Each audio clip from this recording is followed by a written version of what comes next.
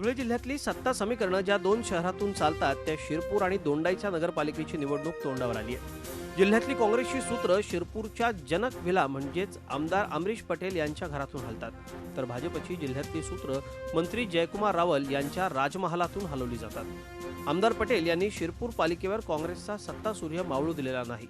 त्यांनी शिरपूर शहरात केलेली विकास कामं नेहमीच शिरपूरकरांनाच नव्हे तर देशातल्या दिग्गज नेत्यांना भुरळ घालत आली आहे।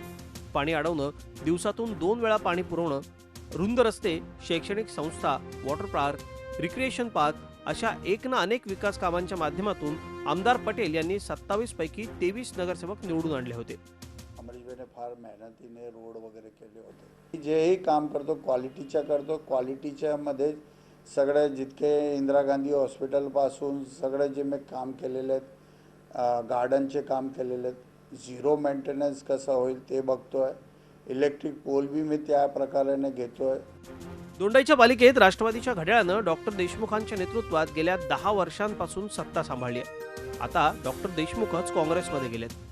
त्यांनी 23 पैकी 17 जागांवरती विजय मिळवून गेल्या वेळी मंत्री रावल यांना पराभवाची चव चाखायला लावली होती।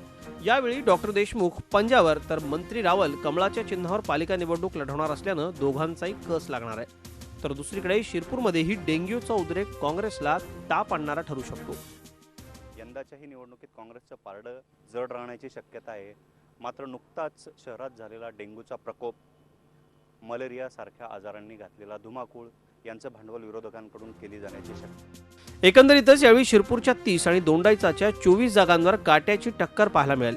राष्ट्रवादी काँग्रेस आणि शिवसेना या दोन्ही ठिकाणी पदाधिकाऱ्यांपुरतीच मर्यादित असल्यानं खरी लढत काँग्रेस विरुद्ध भाजप अशी असेल। त्यात भरीसभर नगराध्यक्ष थेट निवडला जाणार असल्यानं प्रति विधानसभेचं स्वरूप या निवडणुकीला असणार आहे। प्रशांत परदेशी, झी मीडिया, धुळे।